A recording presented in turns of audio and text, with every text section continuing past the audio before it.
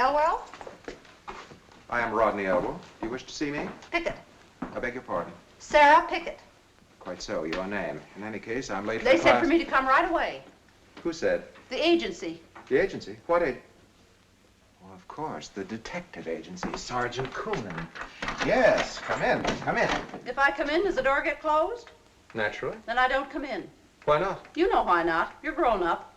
My dear Mrs. Pickett. Miss Pickett. And don't butter me up. I have conducted my affairs behind closed doors for 20 years. Not with me. You overestimate both of us. Have it your way.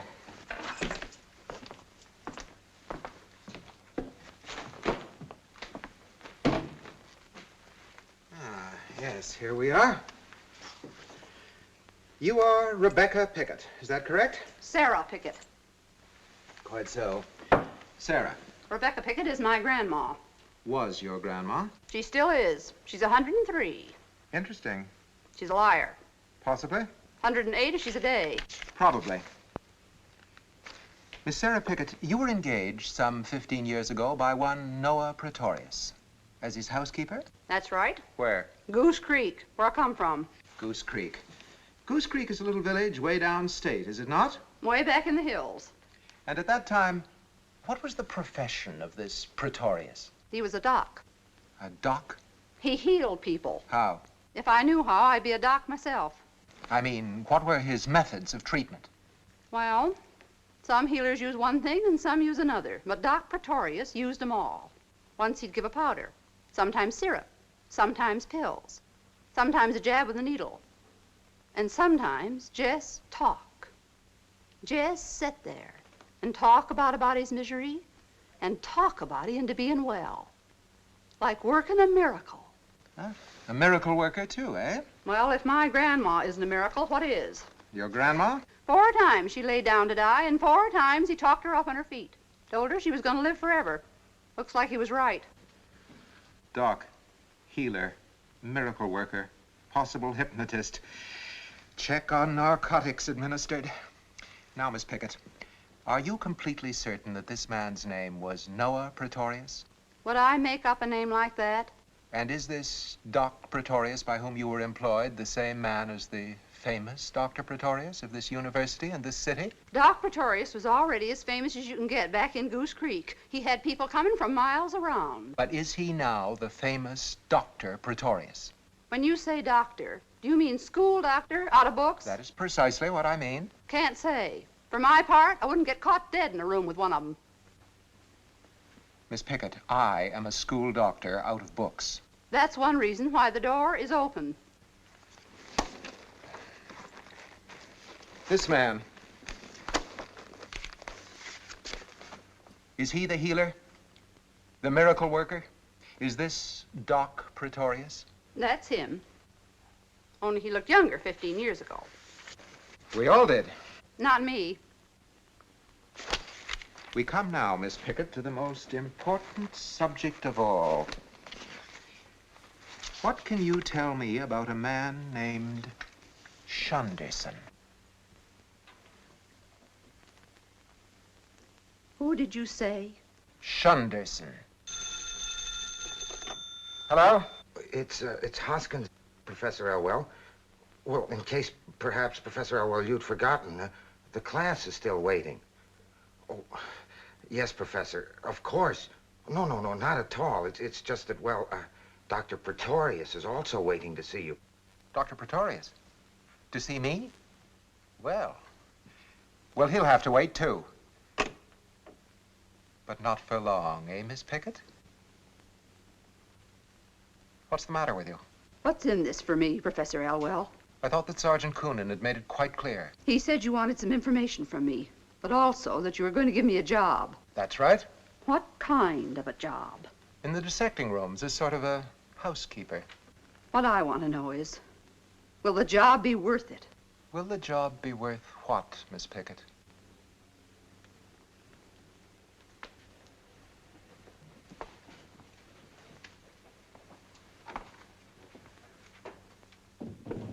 Shunderson. Tell me about him. I didn't know very much. Nobody did. Tell me everything you knew or heard. Every detail.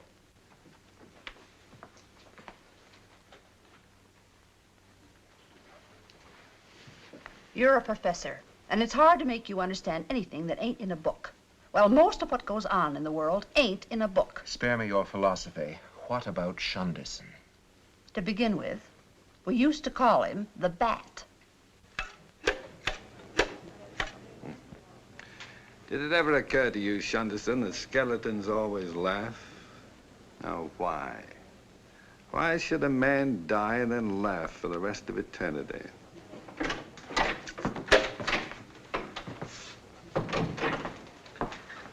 What news, Uriah? Oh, I've just spoken with Professor Elwell, Doctor. He regrets exceedingly that he is unavoidably detained. A meaningless phrase which could signify anything from oversleeping to being arrested for malpractice. I've never known the professor to be late before. He'd be the last to tolerate it than anyone else. Ah, it saddens me, Uriah. An unmistakable symptom of human weakness. Professor Elwell, of all men.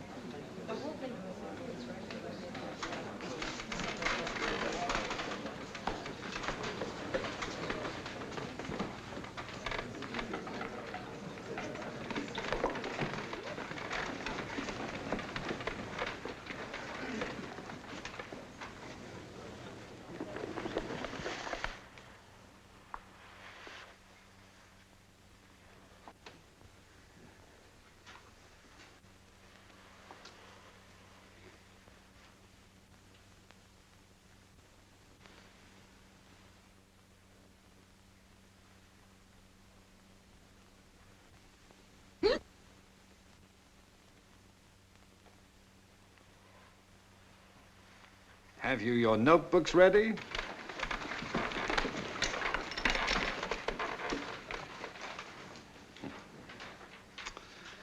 I would be quite unable to give the lecture you came to hear, and I'm not sure you should hear the lecture I'd like to give. Well, we want to hear anything you've got to say, Dr. Praetorius.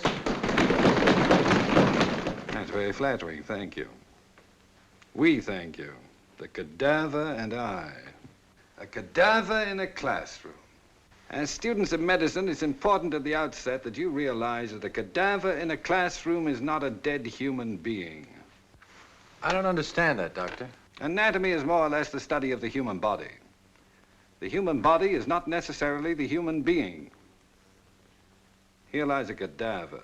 The fact that she was, not long ago, a living, warm, lovely young girl is of little consequence in this classroom. You will not be required to dissect and examine the love that was in her, or the hate, or the hope, despair, memories, and desires that motivated every moment of her existence. They ceased to exist when she ceased to exist. Instead, for weeks and months to come, you would dissect, examine, and identify her organs, bones, muscles, tissues, and so on, one by one. And these you will faithfully record in your notebooks. And when the notebooks are filled, you will know all about this cadaver that the medical profession requires you to know. Oh! Oh!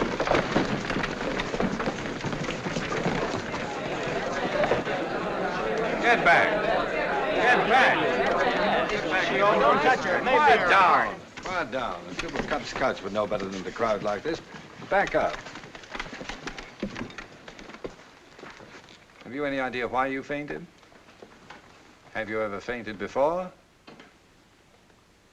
How do you feel? Silly. I think you better tell a doctor about this. There may be a reason. Can you get up now? Good. Perhaps you better go somewhere and relax. You go with her. And you know, if you insist upon studying anatomy, I suggest you do not sit on the aisle. Have a candy. Thank you.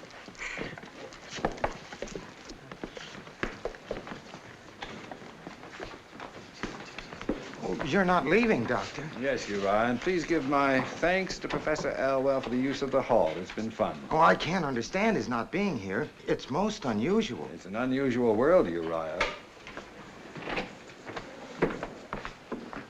I understand I've kept you waiting. Please forgive me. It was most urgent business. My business, on the other hand, was the idlest of curiosity. You were going to let me know about a tumor you'd found. Ah, yes. A malignant dysgerminoma. Professor Elwell, you are the only man I know who can say malignant the way other people say bingo. A malignant dysgerminoma. Good day, Professor Elwell. Good day.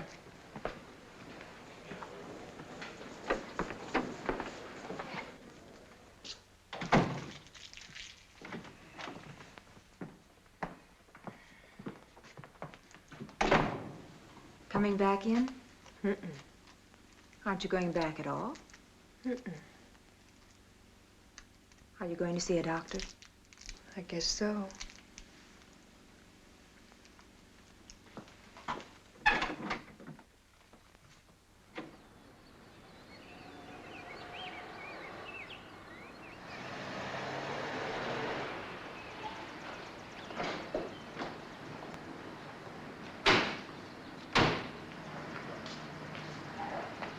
Good morning, Dr. Pretorius. Good morning.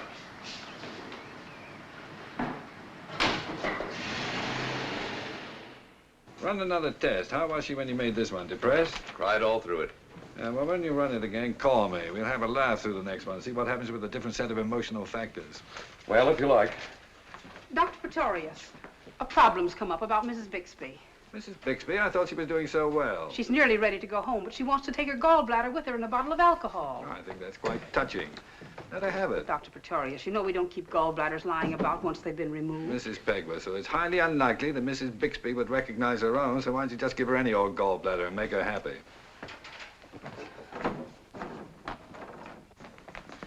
Doctor, unless all of the patients are served breakfast at the same time, I cannot operate the kitchen with our present personnel. Then hire more people to work in the kitchen. But it is common practice in Miss hospitals. Fillmore, in my clinic, no patient shall be wakened from a health-giving sleep and forced to eat breakfast at a time which pleases the culinary union. But in the interest of good economy. Bad therapy is never good economy. If you must economize, do it in the doctor's dining room. And I will not have all the patients bathed at the stroke of a gong for the convenience of the nurses. One of the reasons for my founding this clinic is a firm conviction that patients are sick people, not inmates. Of course, Dr. Praetorius.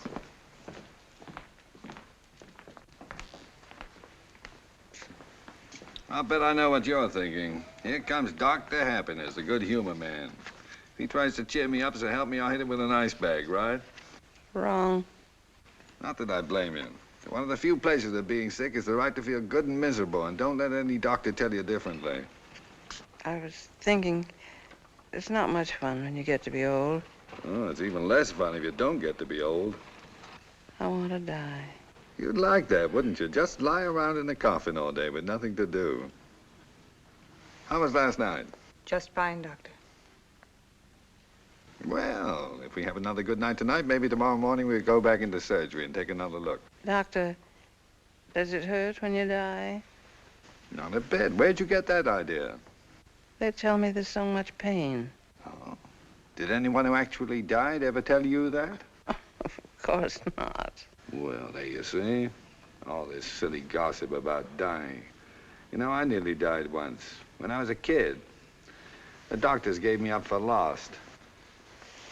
The nerve of some doctors giving people up for lost as though they'd found them in the first place. Anyway, I was dying, and I was in a coma. You know how it felt? No, how? It was winter at the time. And I felt as if I was flying very slowly in a sled high up in the sky. And the world below was covered in snow and ice and bitter cold. But I was warm and cozy in the back of the sled, wrapped in an ermine blanket. And then I came out of the coma. I came back to life. How'd you feel? Awful. I had a splitting headache and I vomited for 3 days. I've never felt as good being alive as I did when I was dying. You certainly make dying a pleasure, Dr. Pretorius. Well, we'll keep that our little secret, shall we? I wouldn't want that to get around.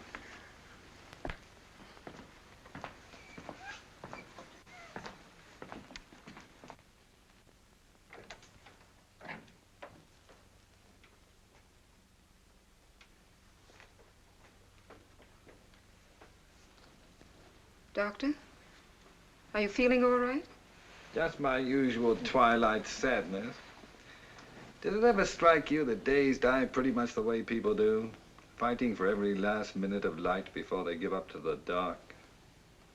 You think about the strangest things, Doctor. It's my unbalanced diet. Who's waiting? Just one patient left, Mrs. Higgins. She was in earlier today. You had Dr. Beecham run a test and told her to come back. Here's the laboratory report. Thank you. Well, the day will die on a happy note at any rate. Have Mrs. Higgins come in. Mrs. Higgins?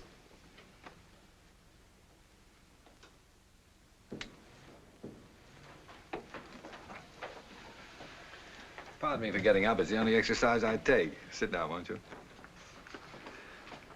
Mrs. Higgins, as a doctor, it's my duty, if at all possible, to find something for you to worry about. However, I cannot repudiate a laboratory report such as I hold in my hand. Mrs. Higgins, you have nothing to worry about. You mean everything is all right? Perfect. Then the fainting this morning, it didn't mean a thing, did it? Nothing out of the ordinary. You might eat lightly, however, on the days you dissect cadavers. Oh, that? I've given that up. I wasn't really a medical student anyway, just sitting in on some courses. Well, I imagine it'll be more fun just sitting home with Mr. Higgins. Yes. Yes, it will be. I can't say how grateful I am to you, Dr. Pretorius. But just a routine examination, after all. It didn't exactly save your life. Thank you anyway. Not at all. Now, Mrs. Higgins, don't forget to have Miss James give you another appointment in about a month. In about a month? To see you? Of course, if you can afford it, it might be preferable to have a regular obstetrician. In that case, there are several I'd be pleased to recommend. But didn't you say that I had nothing to worry about? That everything was all right? It couldn't be any better, Mrs. Higgins. You're pregnant. Are you sure? I mean, couldn't there be some mistake? There's always a possibility of error. However, with a result as positive as this, that possibility is remote. After all, it wasn't a very thorough test. I mean, it only took a couple of hours. I thought in order to be sure you had to wait weeks. Not anymore. Nowadays, we find out about everything a lot more quickly than we used to. About life, and even about death. Now, they used to use a little pink rabbit for the pregnancy test. But now they use a frog. Not nearly as cute, but it's a lot faster. Only 2 hours and just as certain. The name of the frog, by the way, is Pipians. Sounds like a movie star, doesn't it?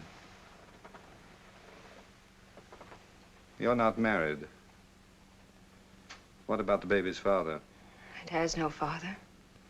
If that were true, it'd be the first time in the annals of biology. I have no husband. But when he knows about the baby... He'll never know. I got a telegram the other day. The other day. Seems as if he left just the other day. Seems as if we met just the other day. It's all such a crazy, mixed-up nightmare. He was in the reserve, the medical corps. That's why I took the courses. When he came back and we were married, I wanted to know something about his work. When did he leave? 6 weeks ago. Or was it 5? How right you are, Doctor. How quick we've become with life and death. And had you known him long? No, not even that. Not even long enough to be sure. Either of us. You're not permitted enough time these days to be sure of anything. And then when he had to go, and we had to say goodbye, I was suddenly afraid. I wanted to prove to myself and to him that I wasn't afraid. The frightening things we do sometimes when we're afraid to be afraid. Sit down, why don't you?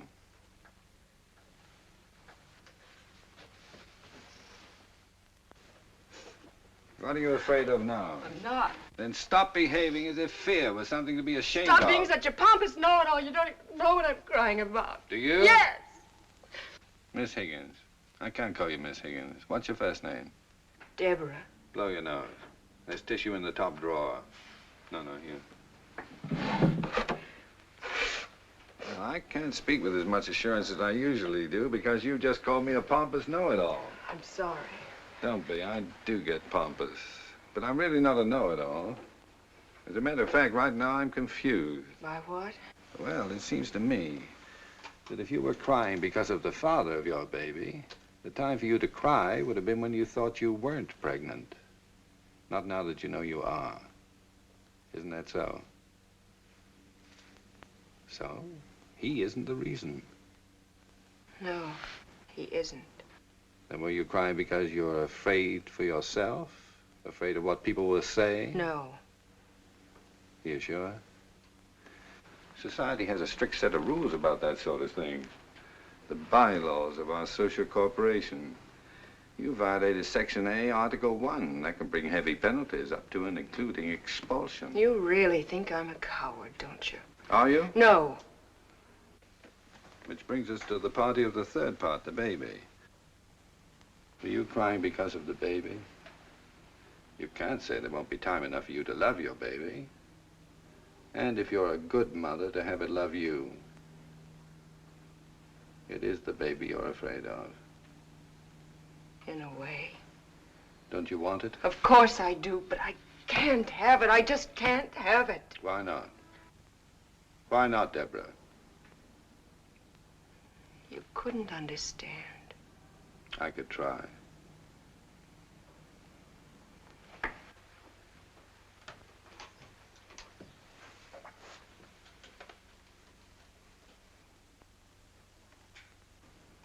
Because of my father.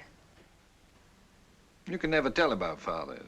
They can be suddenly understanding at the most unexpected times.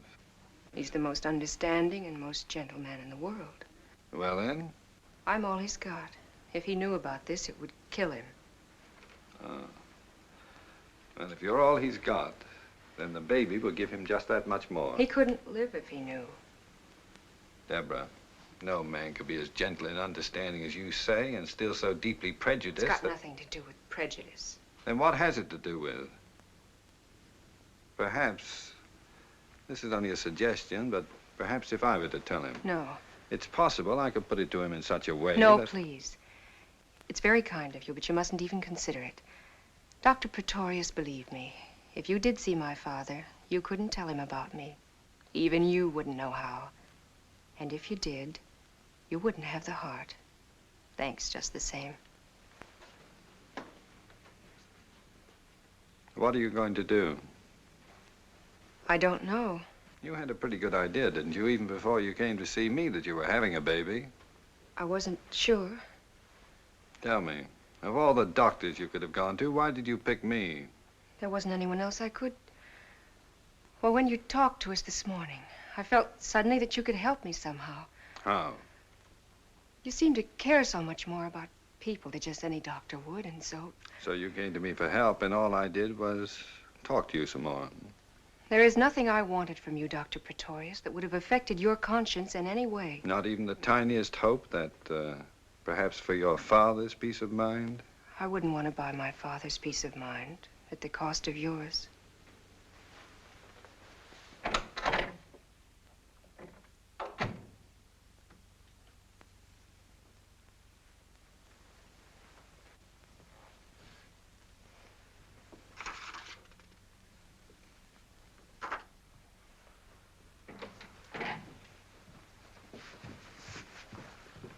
Did Miss Higgins make another appointment? Miss Higgins?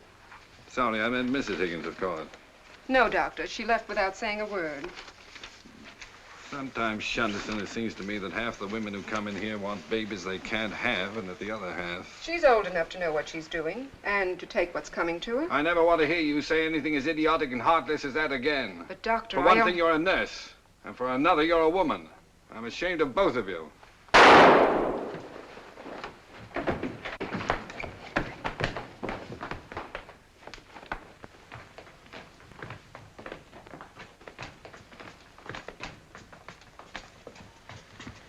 Have her taken to the nearest treatment room. You prepare her yourself. Left side, flesh wound. Doesn't look too bad. Get Billings for intravenous anesthesia. Yes, Doctor.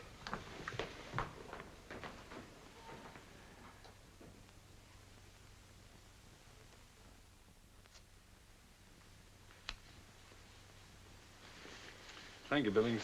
Yes, Doctor? Shall I have her taken to the ward, Doctor? Yes, and get some blankets, please.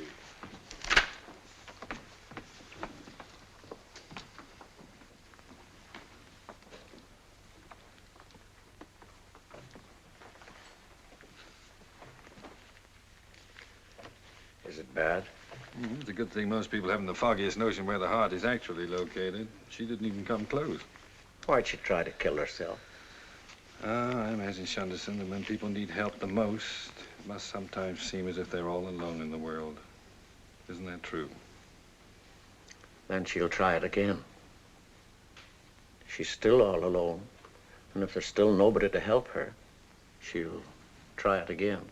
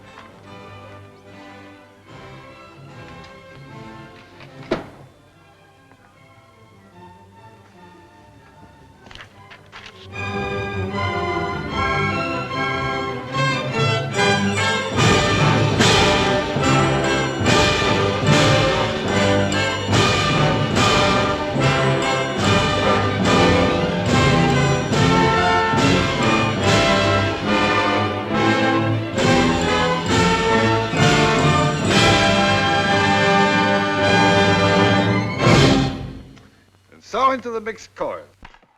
How are they coming along? Just fine, Dr. Praetorius. They're ready to start with you any time now. Good. The sooner the better. Set the first full rehearsal for next week. Well, tonight, for the first time, your attack was not pre-medical. The horns did not sound as if they'd been sterilized. The second fiddle still pull a little. You're still inclined to regard the strings as catgut for sewing rather than for playing. And as for the gentleman on the third bull fiddle, Professor Barker.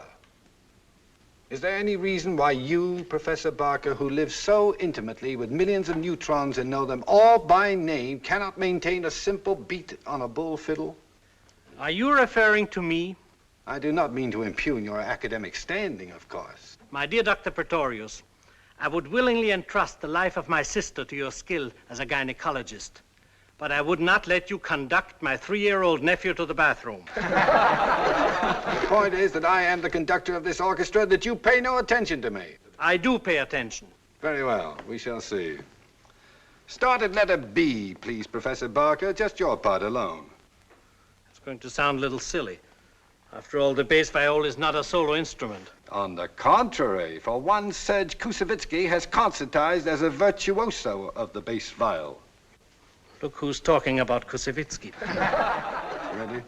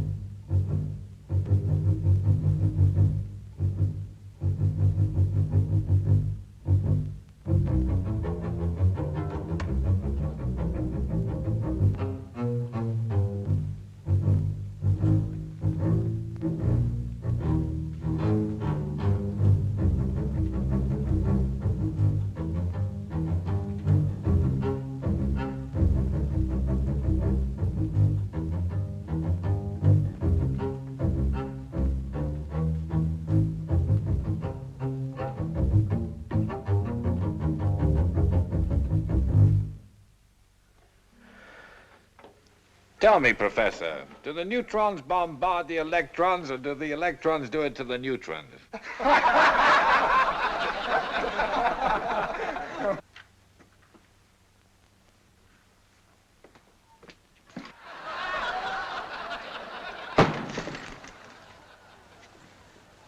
Same time next week. Thank you and good night, all. Oh, man. I'm glad we're...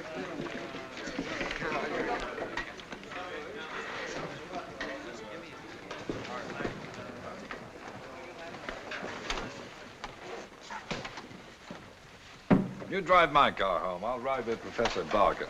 Or leave the Knockfirst and the rest on the kitchen table. I'll cook them. I don't want you to wait up. You'll make me very unhappy if you don't go straight to bed.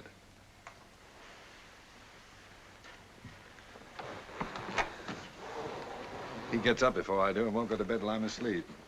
I keep forgetting he can't stand these long hours anymore. Noah, there's something I want to talk to you about. Here and now?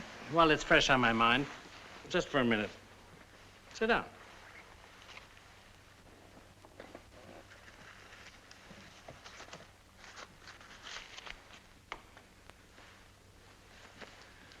You behave as if you were about to propose.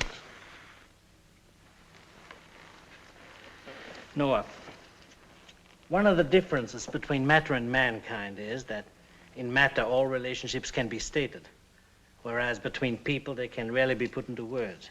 Granted. Now, I want you to know that I'm your good and devoted friend.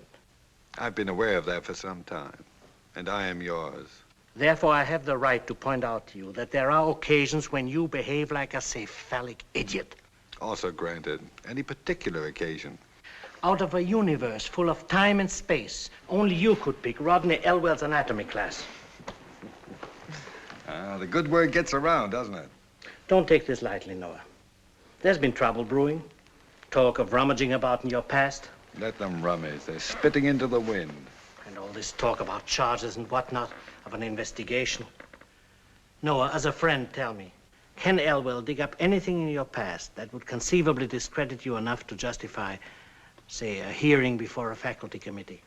How much discredit is enough? I've known you intimately for 10 years, and I can't even guess at what you were up to the day before I met you. Suppose I told you all. Could it affect our friendship? Of course not. I'm glad to hear that. You know, it's not much to have a friend who knows all about you. But one who's a friend even though he's not quite sure, that's worth having.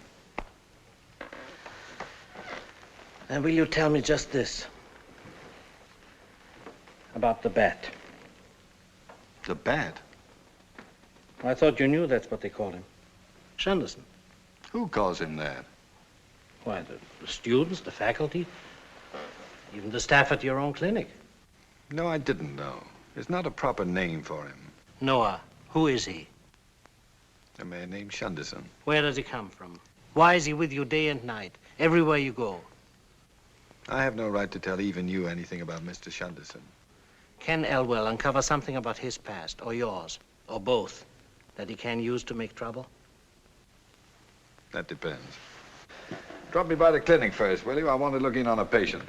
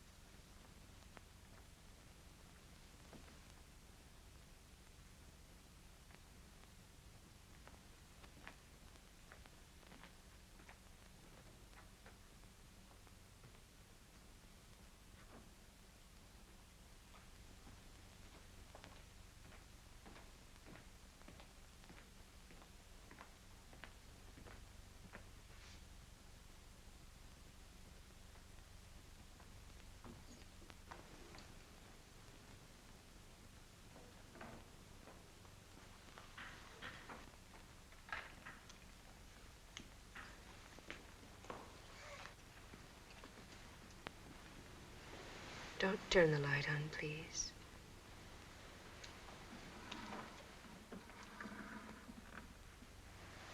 You've been crying again. That doesn't necessarily follow. Well, that's a pretty good guess when a woman wants the light kept off. Either that or her face isn't on.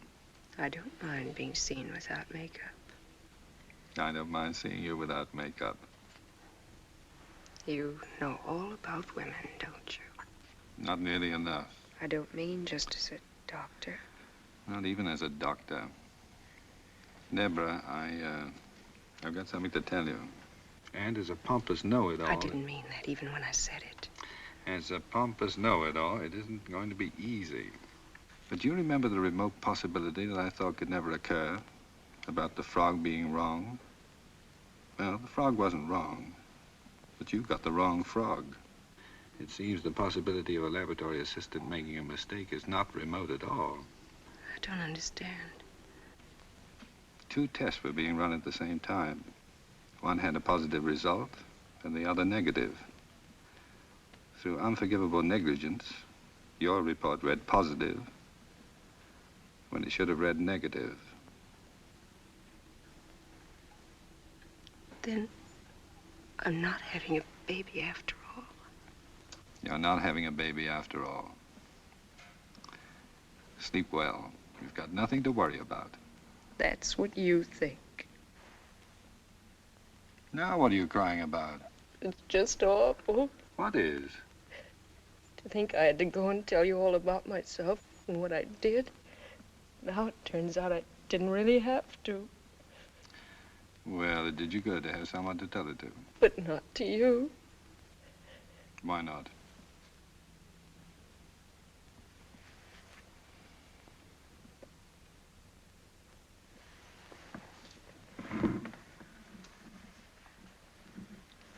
I'll see you in the morning, Deborah.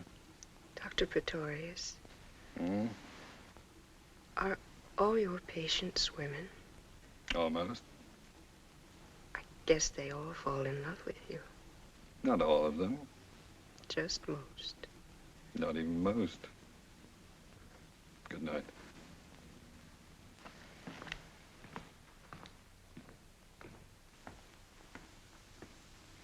What a mess.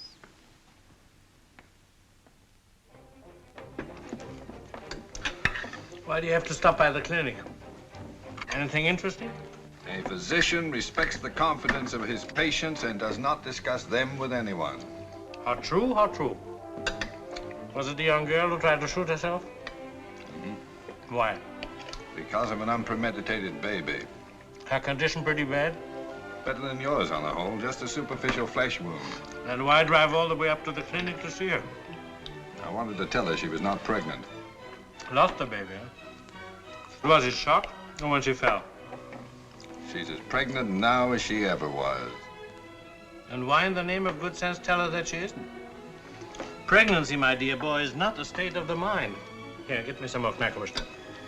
2 reasons. One, to get her a good night's sleep. And the second, to keep her from trying it again until I can find her father and talk with him. What has her father got to do with it? Well, she has an unshakable conviction that the knowledge of what she has done will kill her. You intend to talk him into clicking his heels with joy over the situation? I intend to convince him either to be compassionate about it or to convince her that her father will survive her disgrace and that her chief responsibility is to the baby. Noah. Yeah? Has it ever occurred to you, aside from certain medical considerations, that most of this is none of your business? Thanks. No? What is my business? To diagnose the physical ailments of human beings and to cure them. Wrong. My business is to make sick people well. There's a vast difference between curing an ailment and making a sick person well. We won't go into that. I'm too tired. Besides, doctors bore me. Just one little question. What have you great men of science done with atomic energy to make people well? Hmm? That's wonderful sauerkraut.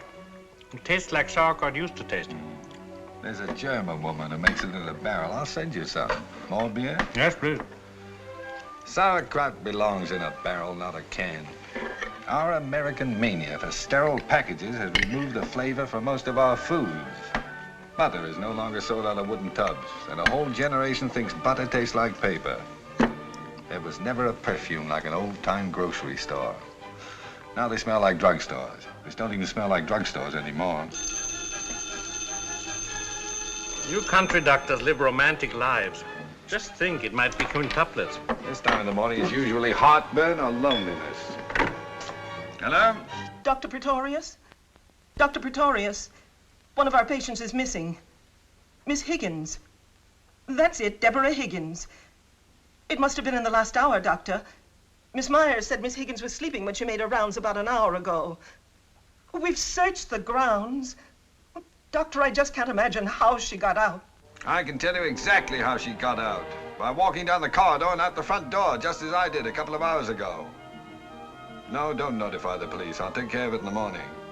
Keep looking, of course. And let me know if you find her. Good night.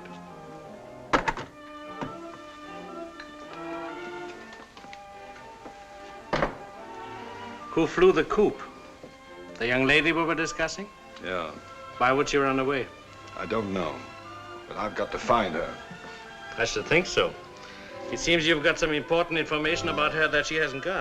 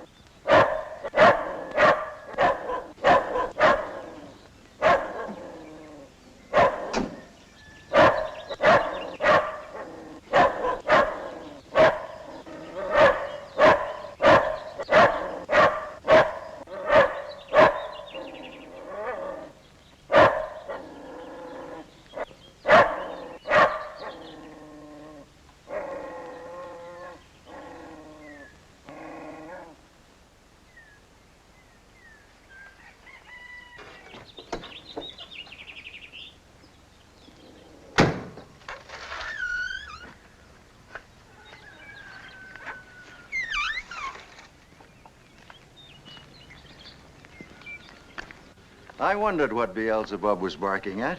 Beelzebub. Beasts like that are usually called pals. I call him Beelzebub because he's an evil dog. Well, I am delighted to meet someone courageous enough not to love all dogs. My name is Praetorius. Dr. Praetorius, this is a pleasure. I'm Arthur Higgins. I'm delighted Beelzebub didn't frighten you away, but I am surprised he gave up so easily. Mr. Shunderson has a way with dogs. Mr. Shunderson? How do you do? Won't you come sit down? Thank you. You're far from a stranger to me, Dr. Praetorius. I've heard so much about you from my daughter, Deborah. Have you? How fortunate you were such good friends when she had that ridiculous little accident. Yes, it was ridiculous, wasn't it? I still do not understand how a woman can accidentally burn a deep welt in her side with a curling iron. Well, it's not uncommon for women, female students in particular, to curl their hair, eat, read, and telephone all at the same time. The results are often disastrous. Yes, I imagine it could have been worse. Much worse. I happen to be devoted to porch sitting. If you'd rather go inside. Oh, this is very pleasant. And I see that you're properly protected against too much fresh air. Don't you believe in the benefits of fresh air? I do not. Nor do I believe that eating fish develops the brain, or that oysters will increase virility. Well, you must tell that to Deborah. She's forever driving me out of the house. You're an unusual man of science, Dr. Praetorius. You're an unusual farmer, Mr. Higgins. But I'm not a farmer. This isn't my farm. It belongs to my brother. I see. Then you're just visiting here. You might say I'm staying here. We need help. Beelzebub crawled in under the ice house and he won't come out. Beelzebub belongs under the ice house. Deborah, we have guests. Yes, I see. Hello, Doctor. Hello, Mr. Shunderson. I was wondering about that nasty little burn you got from the curling iron. It's fine. It's been almost a week, and since we happen to be driving out this way... Happen to be out this way, hours from your clinic and the university? Dr. Praetorius has far-flung interests. Then I'm sure both he and Mr. Shunderson will be interested in joining us for Sunday dinner. No, really, we couldn't impose upon you. Dr. Praetorius must have more important matters. Nonsense. We can't let them drive miles to get here and send them away unfed. We'd love to have you. We'll be happy to stay.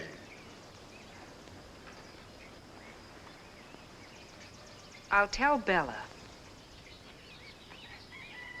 Have you been here long? Your father and I have just been getting acquainted. Dr. Praetorius has a way of knowing people very well, very quickly. He's entitled to as much time as he wants. After all, you've told me so much about him. Father, I'm not at all sure that it's good for you to be out of doors. There is nothing healthier than fresh air. You said something about telling Bella? I haven't the slightest intention of leaving here. Bella! It seems also that Deborah has told me a great deal about you, Mr. Higgins. There wasn't much to know, was there? The number of accomplishments in my life, Doctor, is one. Deborah. Quite an accomplishment. If you don't mind, I'd rather not be discussed this intimately on the front porch. On the front porch, you're in a test tube. It is obvious that you're going to be discussed. So why do you insist upon remaining where you're not wanted? Well, why should you want to discuss me? There's nothing to discuss, is there? Deborah, Dr. Praetorius has not driven this great distance to see Beelzebub or to inquire whether you're being more careful with your curling iron. It's quite apparent that he's come to talk with me. Now, go and tell Bella there will be 2 extra for dinner. Somebody yelled for me? Yes, Bella. These 2 gentlemen are staying for dinner. Mr. John know about it? There's plenty of food. Mr. John better know about it. I'll tell him. He's doing his books now, and he don't like to be disturbed. I'll tell him when he's finished, Bella. Well, I'll put 2 plates on anyway. You left the peas half done. I'll be right in. I would like to help. Oh, Mr. Shunderson. Really, it isn't necessary. Don't let him. It's a good idea. He'll be of great help.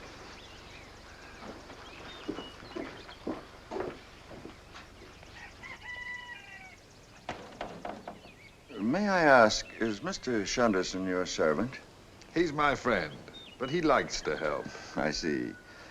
Dr. Praetorius, I referred a moment ago to Deborah as the only accomplishment of my life. I'm sure you were being modest. Oh, she's more than my only accomplishment. Quite simply, she's my only contact with and reason for what is sometimes described as life. If you'll permit a rather lurid analogy, Deborah is my heartbeat.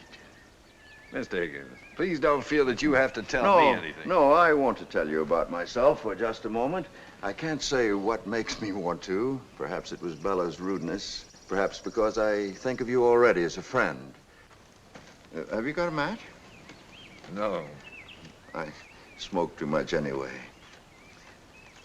The Mr. John Bella seems so concerned about is my brother.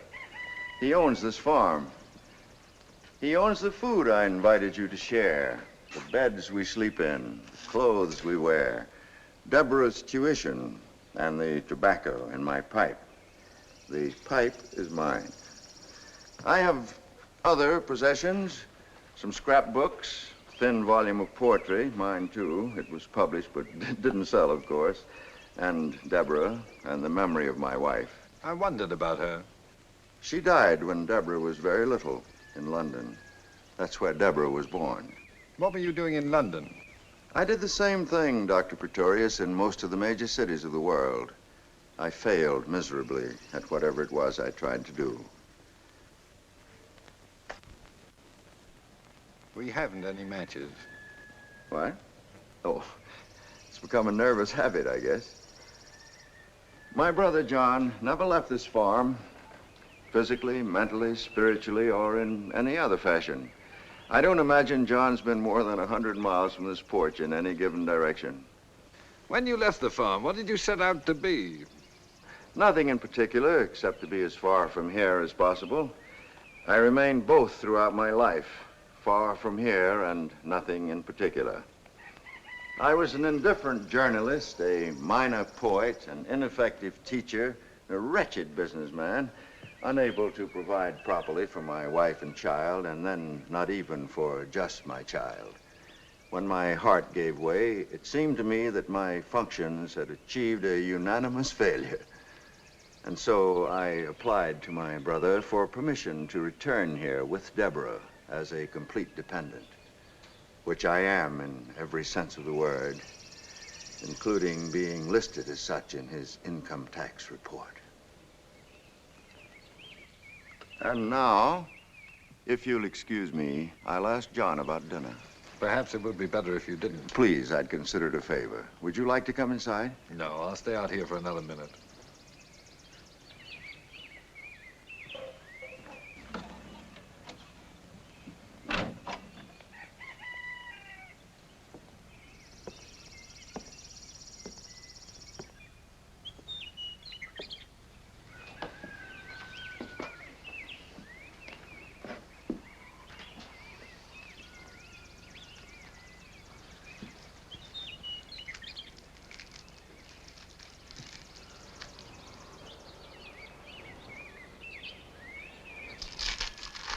I thought you were helping in the kitchen.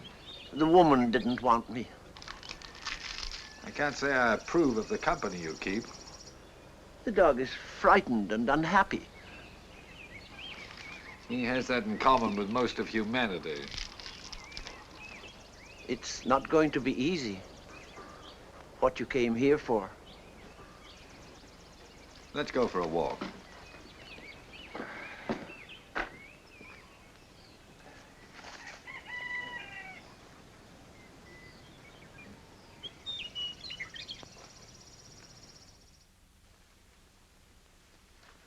Sunday ain't Sunday without chicken. Two things I guess I did every Sunday of my life. Go to church and eat chicken. Don't you ever eat chicken on a weekday? Only on Sundays. But if you like chicken so much, why don't you eat it more often? Because I only eat it on Sundays. Uncle John lives according to a very strict schedule. Two things I live by, the good book and the calendar. I got a day's work to do every day in the year. I take care of my work, and the good book takes care of me. Then you do the same thing every day of every year, is that it? Just like the cows and horses and vegetables. That's right. That's what the good Lord and old Mother Nature put us here for, to do the job they set out for us. Oh. Well, I can't speak for the good Lord, of course, but I know a little about old Mother Nature. If old Mother Nature had her way, there wouldn't be a human being alive. How do you mean that? I mean, among other things, that old Mother Nature tries to destroy us periodically by means of pestilence, disease, and disaster. That's why the human race has been at war with old Mother Nature ever since it became the human race. What do you mean, became the human race? Is that what you teach? No, and I'm not really a teacher. That merely happens to be my opinion. You make a lot of money? John, really, I don't think you... I don't mind telling him. Yes, Mr. Higgins, I make a lot of money as a doctor. But then I'm one of the few fortunate ones. I'll say. We got one here in town, works night and day. Hasn't got a red cent. If you had a teacher here in town, he'd be a little worse off than even your doctor. But then the government doesn't pay them for the patients they don't treat or the children they don't teach. Oh, you mean like I get paid for not growing some crops? I never could figure that one out. But then, never ask too many questions about it. Never look a gift horse in the mouth. You? I never look any horse in the mouth. Well, I'm going back to working on my books. Then I'm going to sleep a while till it's time for my radio programs. Off my schedule today, income tax. I ain't complaining, though. Got more deductions than I thought. Doc, do you mind if I put you and your friend down as a couple of feed salesmen? Flattered. Just don't call me Doc. That way I deduct the whole dinner. Every little bit helps. I write it all down in a book. Most of my equipment don't cost me a thing, writing it off year by year. What's it called, Arthur? Depletion and depreciation. Yeah, that's it. Means it's running down. Don't work so good as it did. One thing about teachers and writers and such, they have less bother with their income tax than farmers and oil well owners. That's so? Why? Because their equipment is talent and a highly developed mind. And when they run down and don't work so good as they did, the depletion and depreciation can't be written off their income tax. See what I mean? What's so smart about them? Don't play the radio loud while I'm sleeping, Arthur. No, John.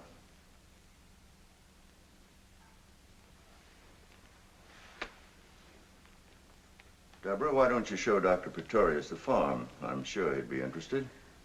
Just a lot of depletion and depreciation, that's all. That's it, before it's all written off. I'll get a sweater and meet you outside.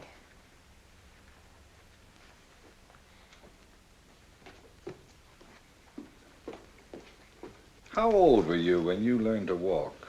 I did pretty well by the time I was 4. When did you leave the farm? I was 16. It couldn't have taken you 12 years to make up your mind. You enjoy music, Mr. Shunderson? More than anything.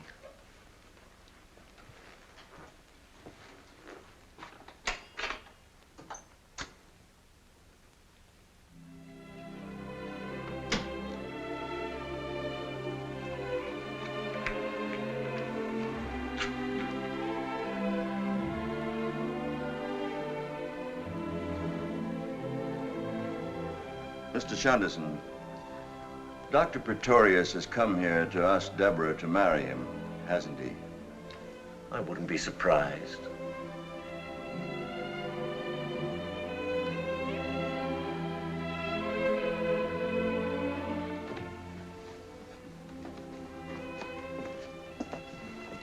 This, as you see, is the dairy. The cows are out in the pasture. Doing the job the good Lord gave them. Uncle has 8 cows. It's far more milk, butter, and cheese than what we need. He sells the rest in town. That makes it a commercial enterprise, and he can write off the dairy and the equipment and the cows.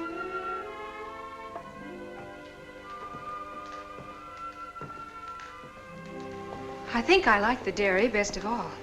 It's certainly spotless, isn't it? The Board of Health is very strict about that. Where'd you hide Bella when they come around? Under the ice house? Down here. This room is for the separator and things. I'd stay out of there if I were you. You might get caught in a room with a dead end.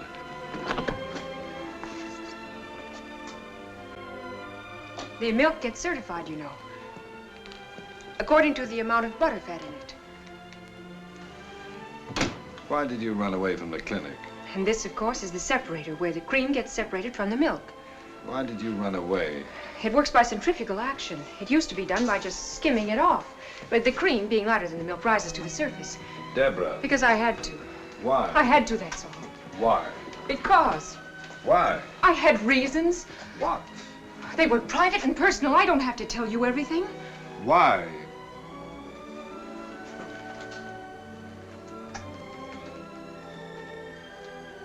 I'm in love with you. What makes you think so? I can't give you symptoms. It's love, not measles. Am I being pompous again? Well, there are some things you can't be scientific about.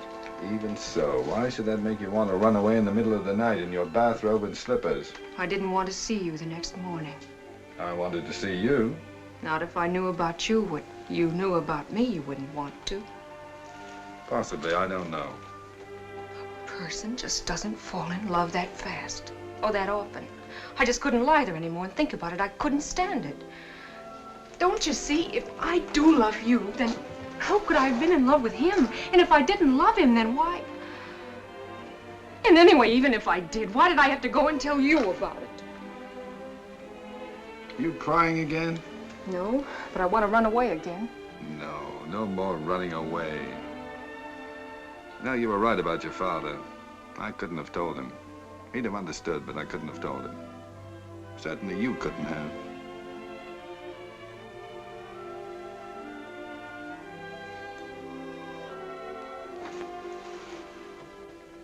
Now you tell me something. Why did you come here? What do you mean? It couldn't have been to talk to my father. Well, as a matter of fact, Because if it was, what about? There wasn't anything to tell him, really, was there? Well, no, not really. It was A just superficial flesh wound like mine. You weren't worried about my condition, were you? Of course not. Going to all the trouble of finding me, searching the registrar's records and whatnot. Why did you come all the way out here? I don't know, really. I think you do know. What's your first name? I can't go on calling you Dr. Pretorius. Noah. Why did you come after me, Noah? You know, what you said before about cream being lighter than milk, that wasn't quite accurate. Noah's a cute name. My real name is Ludwig. You see, cream is the oily part of the milk. It's not actually a separate product. I prefer Noah. In homogenizing milk, for instance, the particles of fat become emulsified. I do not want to appear unladylike about this, but I'd feel silly acting coy. So that the cream becomes part of the general body of the milk. With you, of all men. You couldn't have come out here because you wanted to talk to my father. And you couldn't have come out because you were worried about my health. And there comes a time when a patient asks a doctor questions. Why did you come all this way just to see me, Noah? I did have a reason, you know. I know. No, you don't. But it doesn't seem to matter at the moment. You're being pompous again at the moment. You'd be surprised how unpompous. Then what are you being?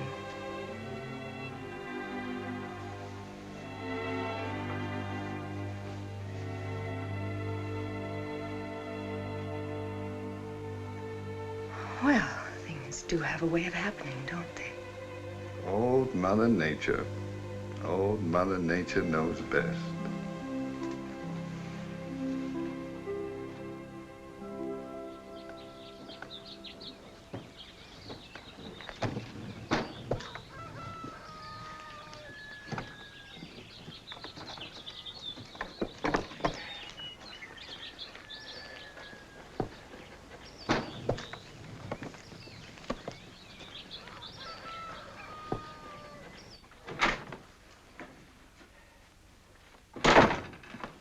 What's Uncle John up to? He's got the radio on full blast. Something about rustlers. It seems somebody rustled 15,000 television sets.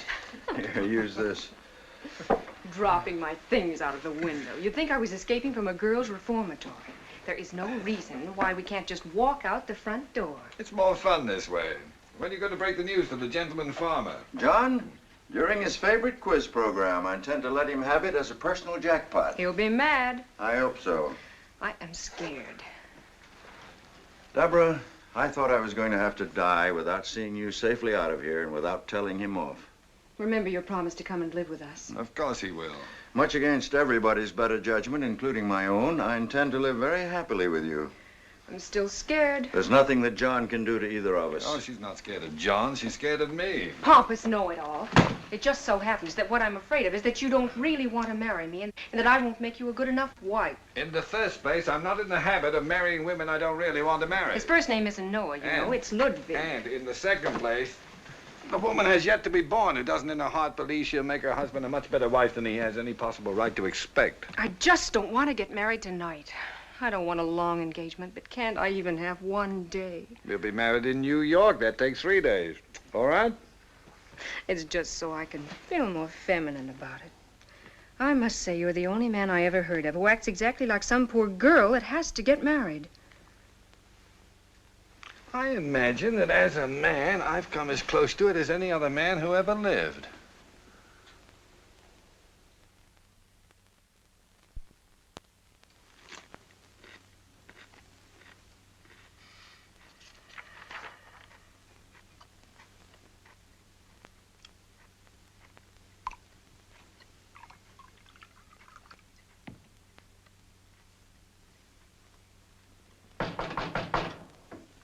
Come in. I got it, Professor. Sergeant Coonan. I got your man.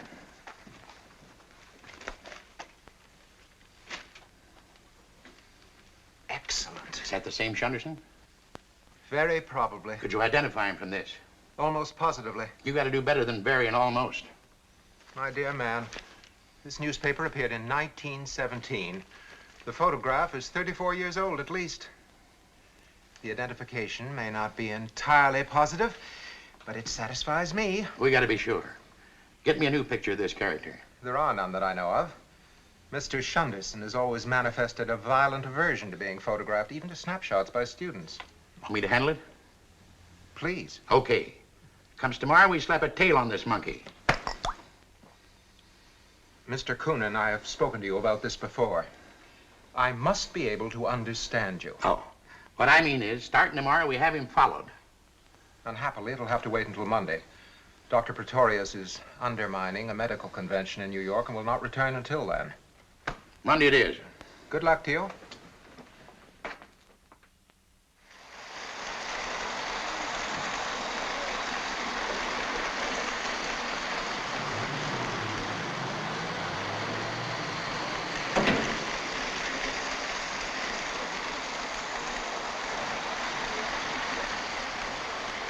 May I be of service to you, madam? Yes, you may. I want to buy an electric train outfit. Very fancy and very elaborate. It's for a birthday. Oh, I'm sure we can find something nice. May I ask how old is the boy? 41. He'll be 42 tomorrow.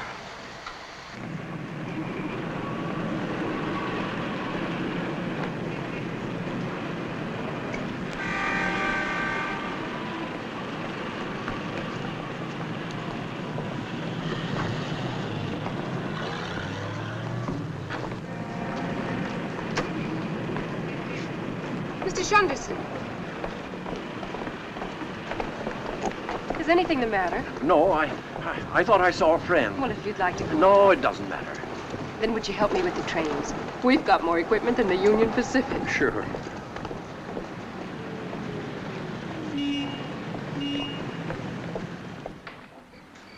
Good night, Dr. Victoria. Good night. Good night, Doctor. Good night.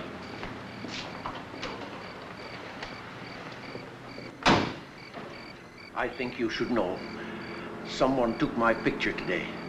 Give me one to wear in a locket around my neck. It wasn't that kind. He ran away after he took it. I see. Perhaps it would be better if I went away too. No. You've made a great career. You have a home now, a wife, responsibilities. No.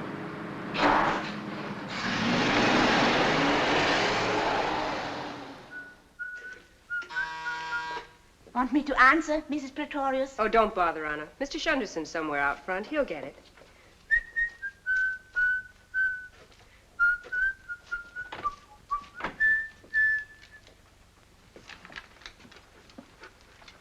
Professor Elwell from the university. At this time of day? What about? He's come to see Dr. Praetorius in very urgent business. Shall I call him? Certainly not. Dr. Praetorius is not to be disturbed. I'll talk to Professor Elwell.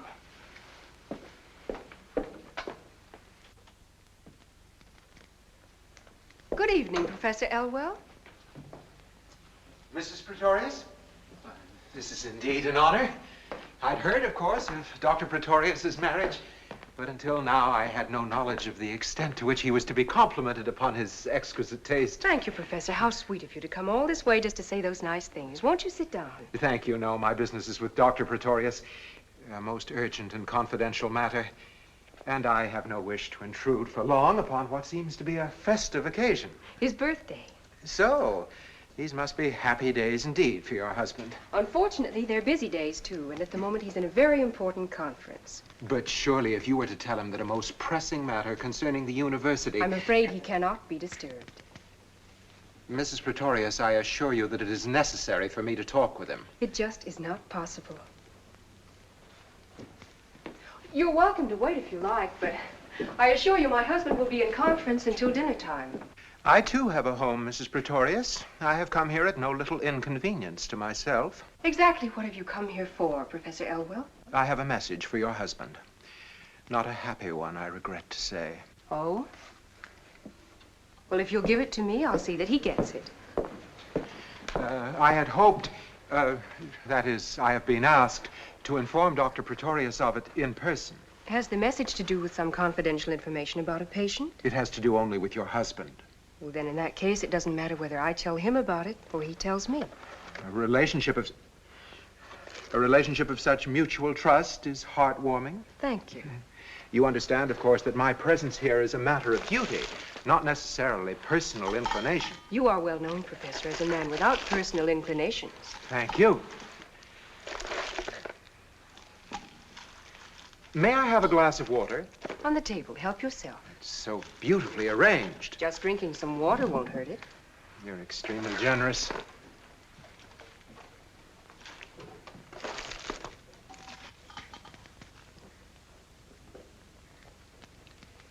Mrs. Praetorius, there have been for some time now persistent, but obviously unreliable, rumors about your husband. About women? About the circumstances under which he has practiced medicine. About his methods. And certain events, both past and present. Oh, that. And in view of certain disclosures, unfounded of course, which have come to light recently concerning both Dr. Praetorius and his most intimate associate. My husband is intimate, only with me. The dean of our university has asked me to present to Dr. Praetorius a list of the charges that have been brought against him. Who brought these charges? Dean Brockwell invites your husband to disprove these charges. In confidence, of course. Should your husband be unwilling to accept this offer of a private hearing, then the dean will have no recourse other than to summon Dr. Praetorius before a faculty committee for an open discussion of the charges in question. They must be pretty serious. What are they? I'm not privileged to reveal them. But you know what they are. Unhappily, I do. This must be a great strain on you, Professor. The performance of one's duty in a profession founded upon such high standards of honor, dignity, learning, and ethics. One thing you can be sure of, my husband isn't going to sneak into the dean's office to clear his name in private. You'll drag those nasty, vicious rumors of yours right out into the open and get rid of them in the open, where you've been spreading them. Mrs. Praetorius, you're not being objective. We are discussing my husband, not a kidney. You are also leaping at conclusions. All rumors need not necessarily be vicious and nasty. It depends upon the viewpoint. I am pretty well committed to one particular viewpoint, Professor. Quite so. Well, I must be going.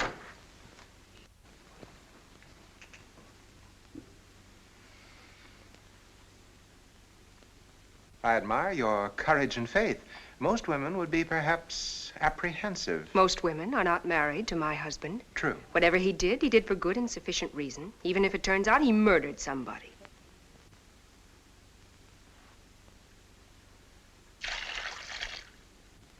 I have never had occasion to envy Dr. Praetorius. May I say that I envy him you? You have that right under the Constitution of the United States. Will you show the professor to the door, Mr. Shunderson? He's leaving.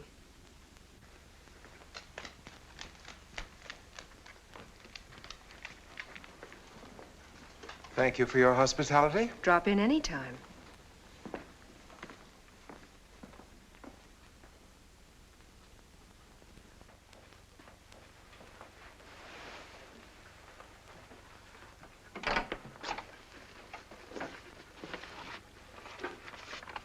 Give this to the miracle man.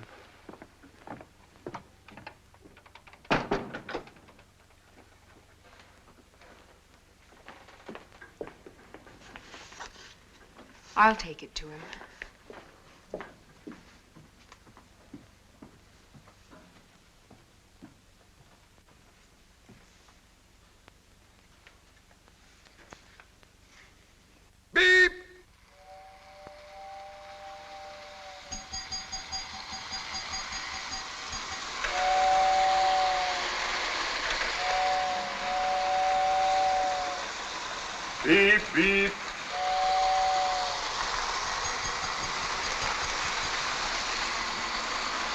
Beep, beep, beep.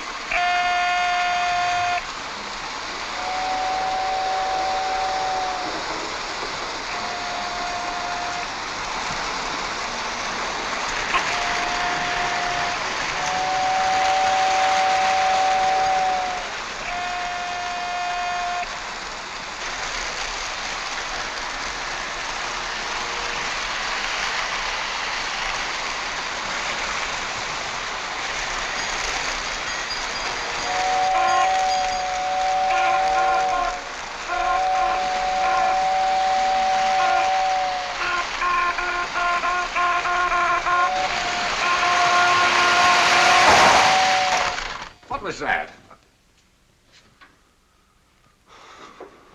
Darling.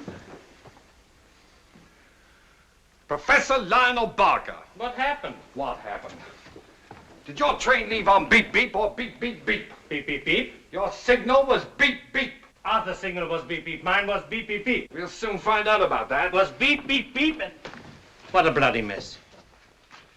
And whose fault is it, my fine atomic friend? You can't go around smashing everything you see. You know everything isn't atoms. Yes, it is. Not for smashing it isn't. Not in my house and not my train. Deborah, get out of the way before Professor Barker smashes you. He's on a smashing bed. Darling. Beep, beep, beep. Those were your orders. What was Beep, your beep, signal beep. to dispatch Beep, your beep, train? beep. Beep, beep. I told you so. Mine was beep, beep, beep. Beep, beep. Arthur, yours was beep, beep, beep. Beep, beep. Beep, beep, beep. Beep, beep. Now look, they're my trains and I'm the chief dispatcher. I know how I set them up. Beep from me, beep, beep from you, and beep, beep, beep from Arthur. What difference does it What make? difference does it make? Look at this disaster. In case of disaster, the responsibility remains with the chief dispatcher. And in a catastrophe like this, he either resigns or blows his brains out. I refuse to be held accountable for the inability of two idiotic assistants to remember two simple signals. I consider your high-handed refusal to accept the testimony of two responsible men as worse than idiotic. Under the circumstances, I consider it criminal. Your signal was beep, beep, beep, and you know it was beep, beep, beep. Noah!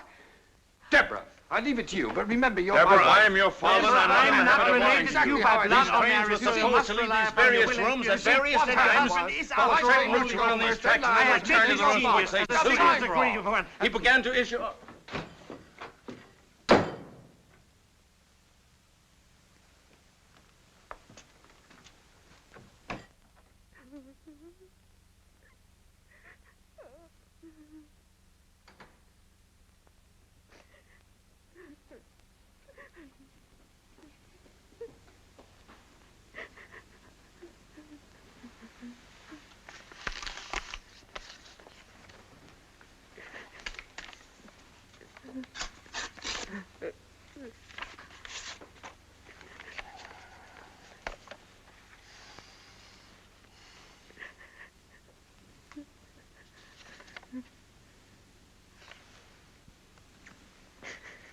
Is this what you're crying about?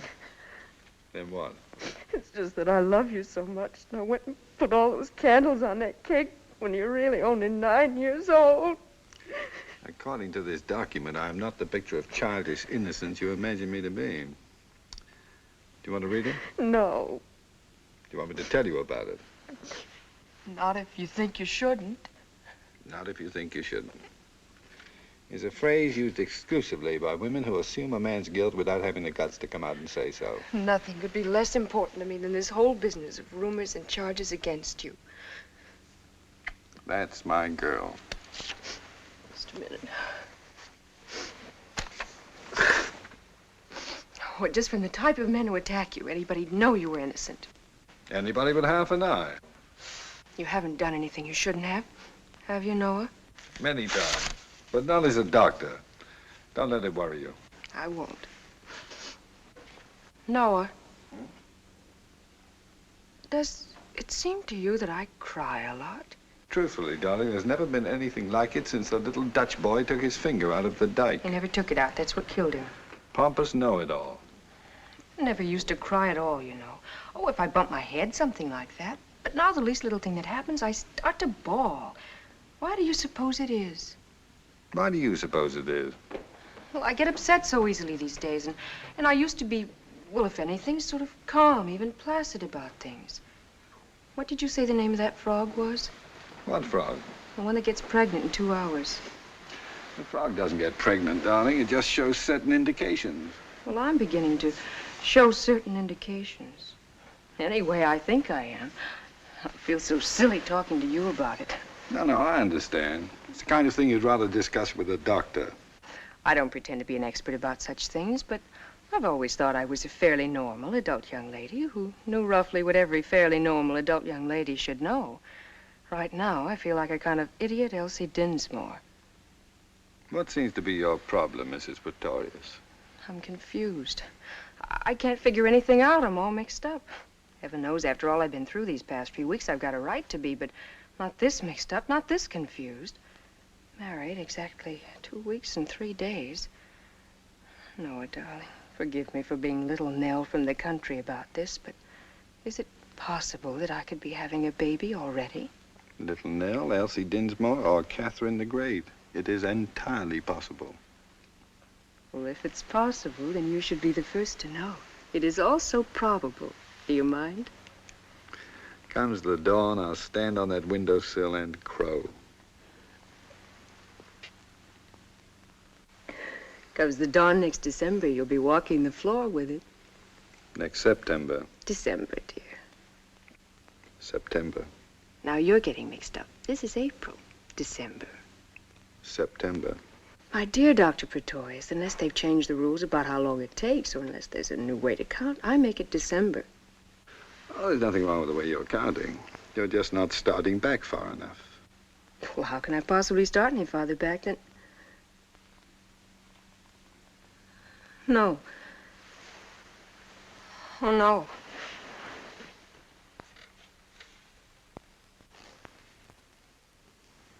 You're quite a noble character, aren't you? I've never thought of myself as one particularly. No, really. I mean, I've heard of doctors that were self-sacrificing and unselfish, but apparently there's no limit to yours. Deborah, you couldn't be more wrong. Were you that afraid I'd kill myself? How afraid is that afraid? Afraid enough to marry me, to keep me from it? Is it conceivable to you that I would? It seems obvious, doesn't it? You mean that as a doctor, I was faced by a situation which I could only meet by marrying you, that I did it as a remedy? Deborah, as you know, I believe in using any form of therapy that will make people well, but it would be highly impractical to make marrying my patients a standard form of treatment. Why did you marry me? Because I was in love with you. Is that why you came to the farm? To ask me to marry you? No. Not consciously, at any rate. Let's not mess with the unconscious right now. We've got enough conscious trouble to worry about. You fell in love all of a sudden, didn't you? All of a sudden. I'm still falling. Let me know when you hit bottom. Anytime within the next 30 or 40 years. You came to the farm because you knew I was pregnant. And then you met my father and my uncle, and you understood why I tried to kill myself. But by that time, you were all mixed up in it because you told me that silly lie about the wrong frog. And I was so obviously in love with you, it was all over me like a tattoo. And so, with no possible way out for anybody, all of a sudden you fell in love with me, and that solved everything. And everybody lived happily ever after. For 2 weeks and 3 days, that is. Until I found out that my baby isn't going to be yours. Funny. This calls for tears, and I haven't got any. I take it all back about my being normal and adult and lady. What makes you think it isn't going to be my baby? Because it isn't. Because its father is someone you never even knew. Someone I can't even remember as well as I should. All of which, however true, has nothing to do with our baby. His interest in this world will begin as it does with all babies, when suddenly, through no fault of his own, he is rudely deprived of a warm, secure, and well-fed existence, which he has every reason to believe will go on forever, and finds himself upside down in the air, being smacked on the backside. Are you going to love him? Of course I am. So am I, and we'll keep him warm, and we'll feed him and make him feel secure again. And give him brothers to play with. All boys, eh? Now, it's time you stopped thinking about yourself and started thinking about my baby. No. If you really suddenly fell in love with me. No if. Why? I couldn't say why. Haven't you ever wondered? Falling as fast as I am, I don't have time. A man as exact as you with a reason for everything? And I'll find it. Any time in the next 30 or 40 years, I'll start wondering. I won't be doing much else, it looks like, except wondering. About you and me, about you and the baby, me and my fine character. Are you feeling sorry for yourself? I'm feeling sorry for you. Don't be. I love you. Be that. Forgive me. Shut up. Love me.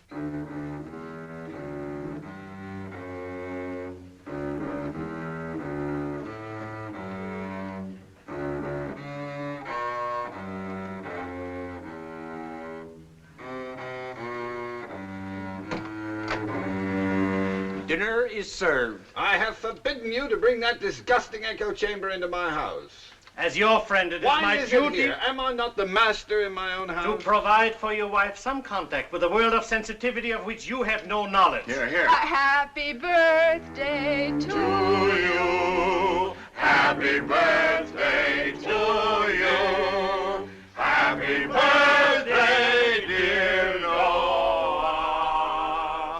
Happy birthday to you.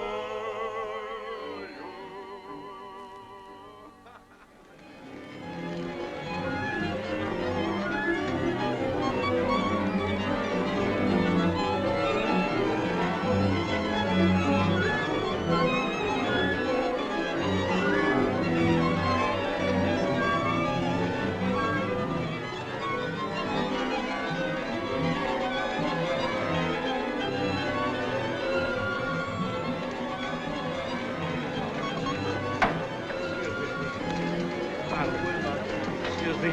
Sorry. Pardon me. Lionel, Oh, I'm late. the hearing must have started. Why aren't you there? No, not yet, but in a second. Now, you mustn't be nervous. There's nothing to be worried about. Just see to it that they get it over with quickly. Such nonsense. May I?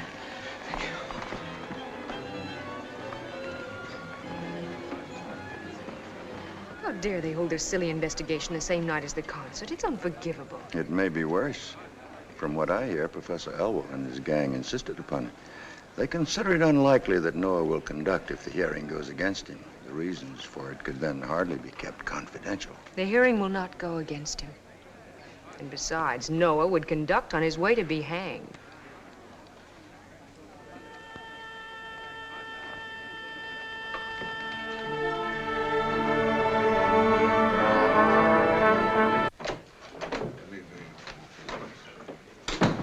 Terribly sorry, gentlemen. It was unavoidable. My apologies. Well, now that we're all here, shall we begin? It is my intention, gentlemen, to conduct this hearing informally. Dr. Praetorius, wouldn't you like to sit closer? Thank you. I prefer to remain as remote as possible. I suggested it merely to avoid having our discussion take on the appearance of a trial.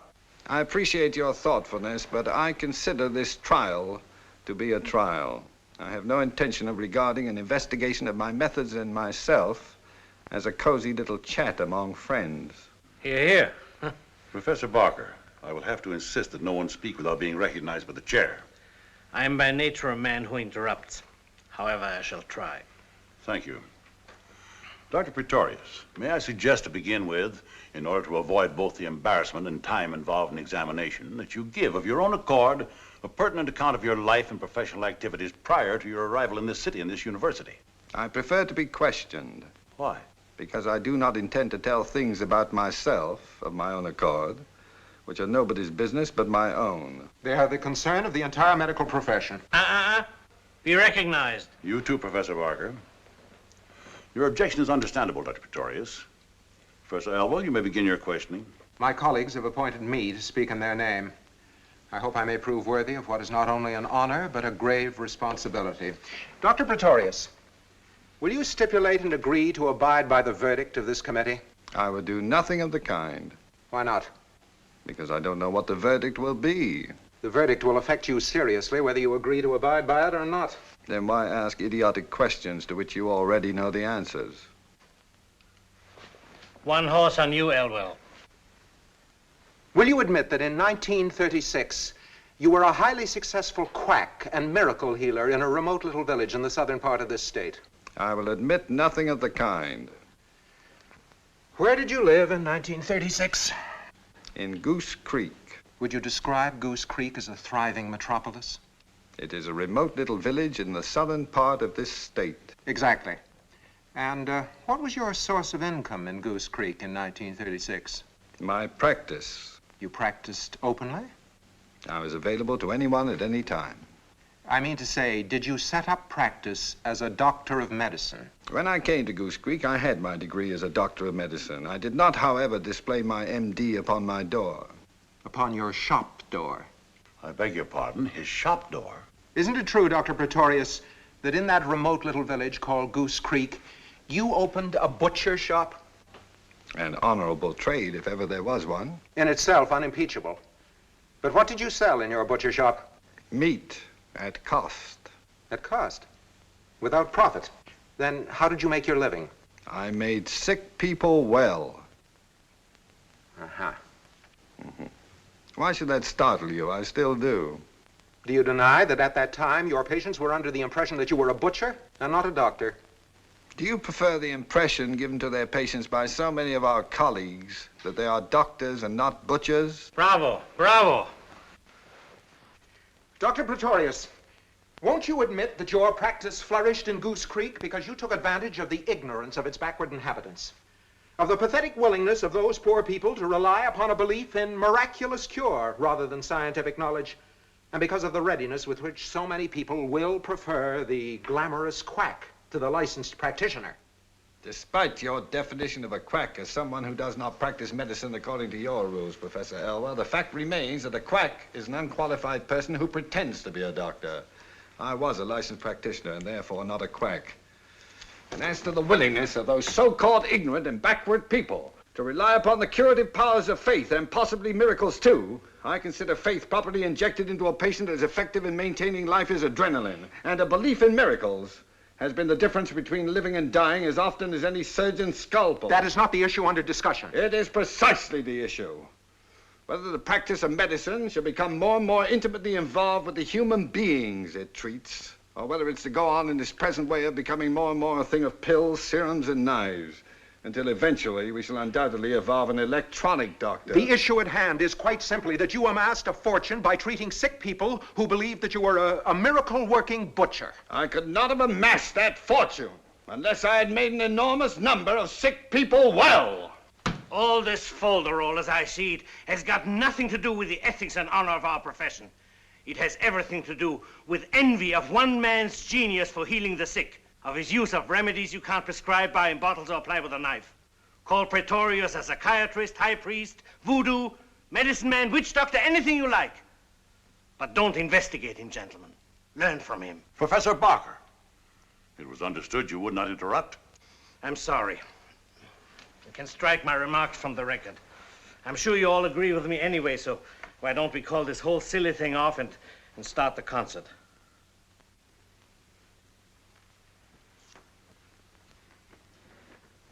It would interest me, Dr. Pretorius, to know why you ever left this lucrative practice in Goose Creek, and under what circumstances. I'd always intended to leave when I'd acquired enough money to start a clinic of my own. As it turned out, I left a little sooner than I'd planned. You see, I'd fired my housekeeper. She was falsifying my grocery bills and splitting the money with the grocer. Unfortunately, she had previously discovered my medical diploma in a bottom drawer of my desk. In revenge for being fired, she let it be known around Goose Creek that I was not a butcher at all, but a licensed MD. I was confronted by a crowd of angry townspeople and forced to admit the truth. I narrowly escaped being run out of town on a rail. Any more questions, Professor Elwell? A great many more, thank you.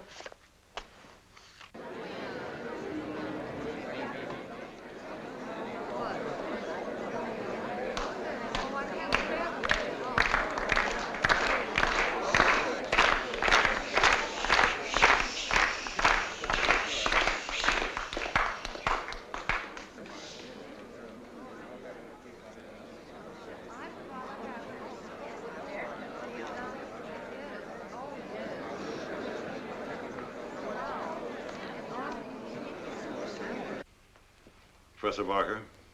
May I point out that these monkey shines are seriously delaying the concert of our student orchestra? Our concern here is the future good and welfare of our students as doctors of medicine, not as troubadours. Were you recognized? Professor Barker, we're all concerned about the delay of the concert.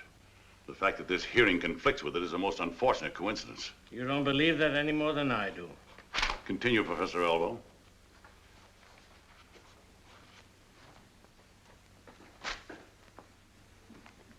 Dr. Praetorius. I thought you'd forgotten me. Who is Shunderson?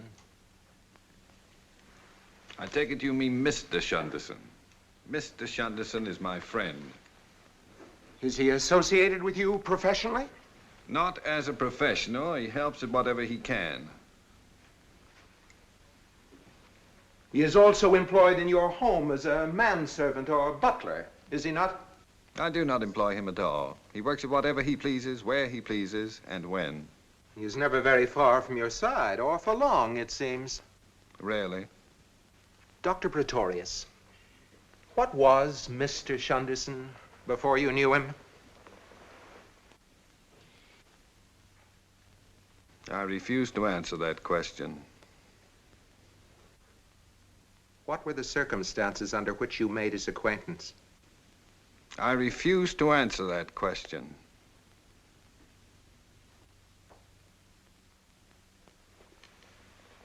You have always evidenced a remarkable tolerance for this strange and mysterious man. His qualifications have been questioned. His blundering and slow-wittedness have caused complaint, and yet you have protected him at all times to the fullest extent of your authority.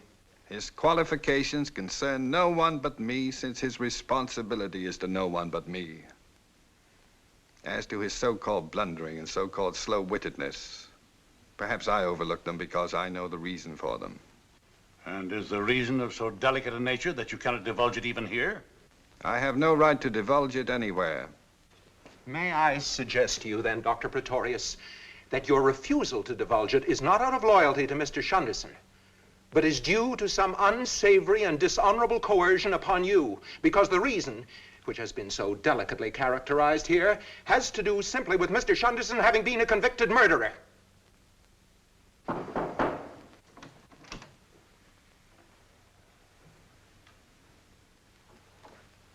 What are you doing here? I was listening through the door.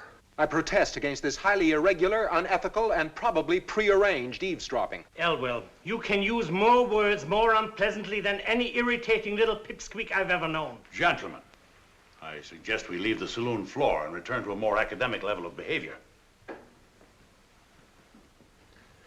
I want to tell my story. He'll never tell it. But what you want to know about me has nothing to do with him. Well, let's hear it by all means. Okay. Certainly, Mr. Shunderson.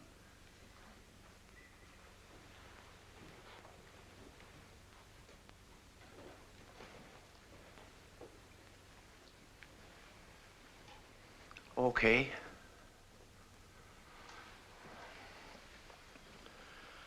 I'm not a fancy talker.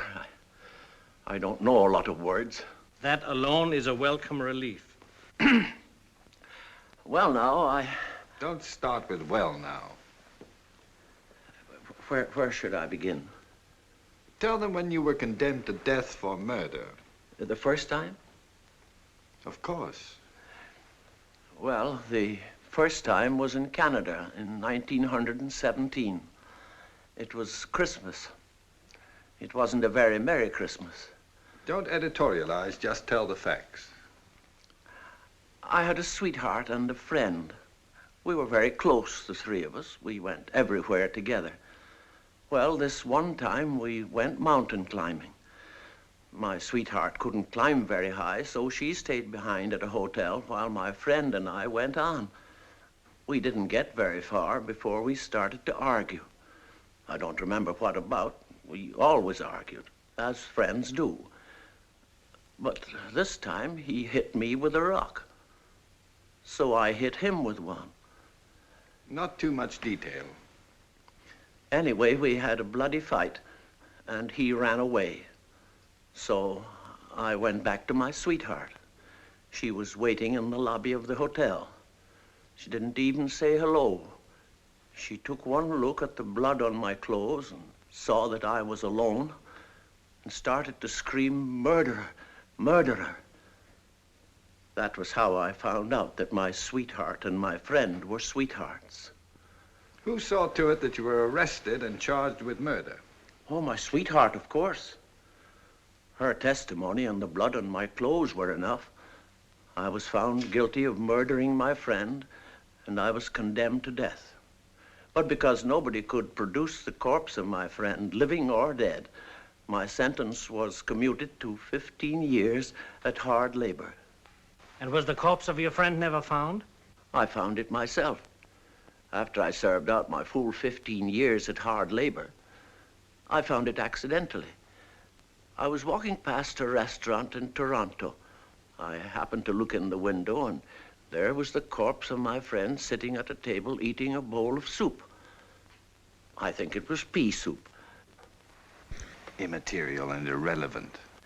Well, I went in and spoke to my friend in a very friendly fashion. I asked him very nicely where he had been for 15 years and why he never admitted that I didn't kill him. His answer, gentlemen, was unsatisfactory. So I hit him in the face with the bowl of soup. Then I hit him with a chair. Somebody called a policeman. The policeman had a club. I took the club away from him, and it was with the policeman's club I finished up on my friend. I tried to explain to the policeman that if I was committing a crime, it was a crime for which I had already paid the penalty. He arrested me anyway. You were released, of course. No, I was tried for his murder again and sentenced to death again. But how could you be tried twice for the murder of the same man? The prosecutor insisted that this was not the same murder. The first time, no dead body was produced as evidence. Well, the prosecutor was very fair about it. He was willing to admit that my first conviction was probably a miscarriage of justice, but even though the first jury made a mistake, he said I didn't have the right to commit a murder just to correct that mistake. He demanded the death penalty, and I was condemned to death. But this time you were pardoned. No, this time they didn't even commute my sentence. You see, the fact that I killed my friend with a policeman's club made it a very serious crime. Then, will you tell us, Mr. Shunderson, how did you manage to escape? I didn't escape. Well, what happened to get you out of it? Nothing. I was executed. Executed? This is absurd. It was on the morning of the 29th of February, 1932, a leap year. It was a gray and rainy morning. The hangman put the noose around my neck. Then we had to wait because some official forgot his glasses. They held an umbrella over me so I wouldn't get wet. Then the official's glasses came. He read something. The minister prayed. I closed my eyes and thought of my mother. The floor went out from under me, and that was that. I must protest against this fantastic and childish assault upon our intelligence. You be quiet. Then what happened? The next thing I felt was a finger with a rubber glove on it. It was in my mouth, pressing down on my tongue. I bit it, and somebody yelled. I opened my eyes, and that was the first time I saw Dr. Praetorius. Only he wasn't a doctor then, just a medical student. I think I can make this next part of the story clear to you. At the time all this happened, I was just finishing my studies as a medical student. I was also keeping company, as they say, with a young lady who happened to be the hangman's daughter. Both the hangman and his daughter were generous and sympathetic. The hangman, in particular, was sympathetic to my desire as a student of anatomy to have a cadaver of my own. Now, knowing that Mr. Shunderson's body would go unclaimed, because certainly no one was ever more alone in this world than poor Mr. Shunderson was, the hangman managed to send it to me immediately after the hanging, along with a sweet note from his daughter.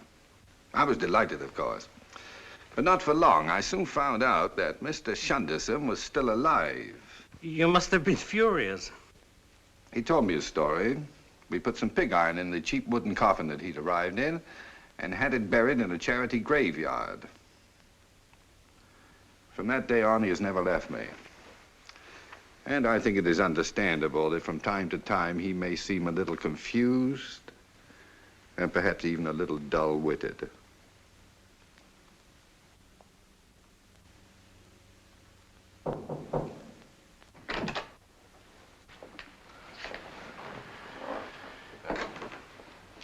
I don't mean to intrude too much, gentlemen, but I'm sure that by now you must have made up your minds. Deborah, a wife simply does not come barging into a room when her husband is being investigated. After all, if he's innocent, he's late for the concert. And if he isn't, well, he'd better start conducting anyway, because he may have to earn his living at it. I am of the opinion the hearing is at an end. Do you agree, Professor Elwell?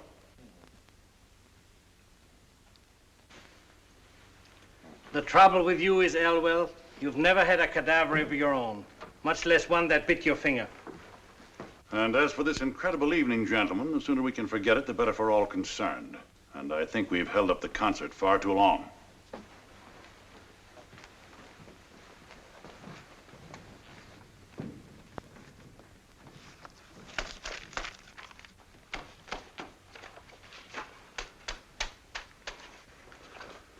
Professor Elwell, you're a little man. It's not that you're short, you're little in the mind and in the heart. Tonight you tried to make a man little whose boots you couldn't touch if you stood on tiptoe on top of the highest mountain in the world. And as it turned out, you're even littler than you were before.